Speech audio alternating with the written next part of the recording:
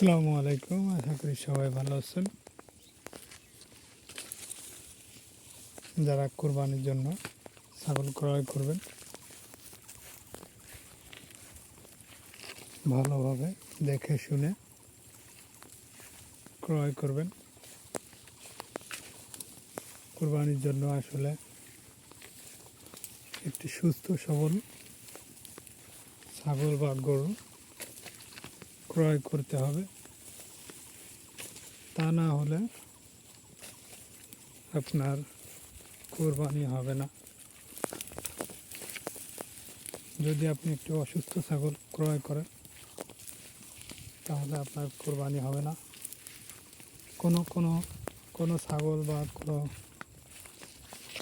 গরুর যদি কোনো ক্ষত থাকে, তাহলেও কোরবানি হবে না।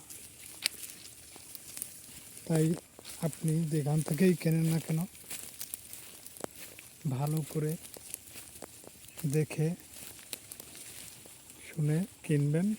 আর গরুর 2 বছর হওয়া লাগে একটি পরিপূর্ণ গরু কোরবানির জন্য, আর ছাগলের 1 বছর হওয়া লাগে কোরবানির জন্য। আপনি সহজভাবে ছাগল দাঁতছে কিনা, দাঁতলে দাঁতা দেখে কিনবেন,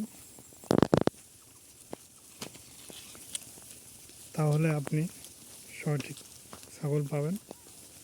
ছাগল এমনিতেই উন্নত ছাগল একটু বড় সড়ো হয়, ঠিক আছে। 5-6 মাসেও দেখবেন যে ছাগল বড় হয়ে গেছে। এই জন্য আপনি দাঁতা দেখে কিনবেন। যদি আমার ভিডিওটি ভালো লাগে, সাবস্ক্রাইব করবেন, শেয়ার করবেন। আসসালামু আলাইকুম।